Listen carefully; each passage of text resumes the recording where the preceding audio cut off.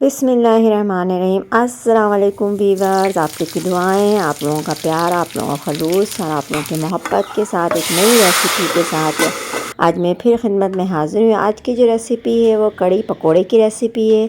इसको दो डिफरेंट चीज़ों से मैंने तैयार किया है, ये बेसन से नहीं।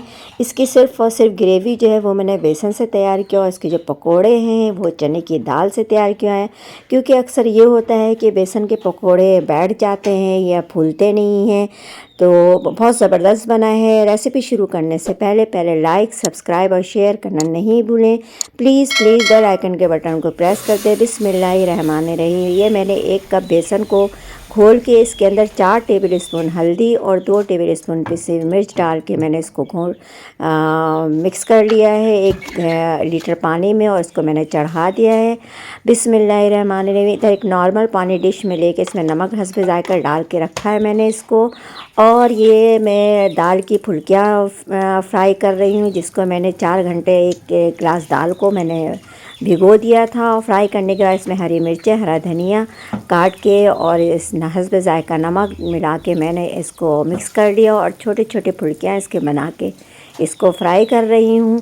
फ्राई करने के बाद मैं इसको फ़ौरन नॉर्मल पानी में डालूँगी ताकि इसकी जो फुल्कियाँ वो फूल जाए। दाल को ग्राइंड करके फुल्कियाँ बनाएं, इसकी कड़ी बनाएं। यकीन करें बहुत ज़बरदस्त टेस्टी मज़ेदार ये कड़ी पकोड़े तैयार होता है। बेसन में बस यही होता है बेसन में कि अक्सर फुल्कियाँ फूलती नहीं हैं, बैठ जाती हैं, लेकिन दाल की फुल्कियों से ऐसी कोई शिकायत नहीं होगी। आप बना कर देखें, अल्हम्दुलिल्लाह बहुत ज़बरदस्त बनता है। अल्लाह ताला आपके खानों में, आप लोगों के ज़ायक़ों में बरकत अता फ़रमाए, रिज़्क़ में इज़ाफ़ा अता फ़रमाए। जहाँ रहें खुश रहें, हेल्दी रहें और दोनों जहानों की खुशियाँ समेटती रहें।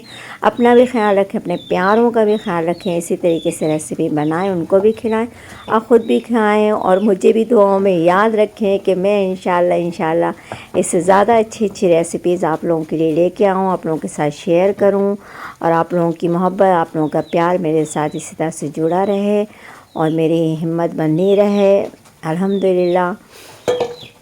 तो बस ये कि आप लोगों को इस तरीके से तैयार करें। अल्हम्दुलिल्लाह बहुत ज़बरदस्त अभी से इसकी बहुत प्यारी खुशबू आ रही है। सर्दियों में तो और ज़्यादा ज़बरदस्त पकोड़े वगैरह अच्छे लगते हैं। अभी मैं और रेसिपीज़ आप लोगों के लिए लेके आऊँगी विंटर के हिसाब से। बस ये कि आप लोग अगर चैनल पे नए हैं तो इसे सब्सक्राइब करें, कमेंट्स बॉक्स में अपनी कीमती राय का इज़हार करें और अगर नए हैं तो ज़्यादा से ज़्यादा एक दूसरे से सब्सक्राइब करें, शेयर करें ताकि नोटिफिकेशन आसानी से आप लोगों के पास पहुंचती रहे। अब मैं इन फुल्कियों को गरम आपने नॉर्मल पानी में डालना है, इसको ठंडा नहीं करना है।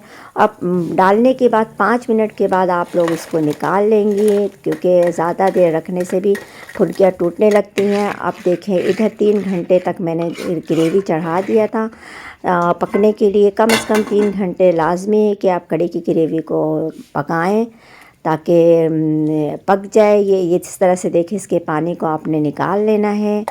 और मैं अब इस सारे फुल्कियों को, ग्रेवी तैयार है कड़ी मैं इसमें अब डालूँगी। अल्हम्दुलिल्लाह बहुत प्यारी खुशबू आ रही है।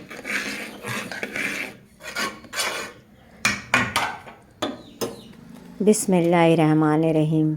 अब मैंने इस डाल दिया और इसकी बघार के लिए आप कड़ी पत्ता, प्याज, हरी मिर्चें, साबित मिर्चें, कड़ी पत्ते मेरे पास से अभी साथ के साथ नहीं थे, इसलिए मैंने इसको खुश करके सुखा के जार में रख लिया है। आप लोग भी इस तरह से कर सकते हैं और खुशबू बिल्कुल वैसी ही होती जैसे ताज़े कड़ी पत्ते की होती है।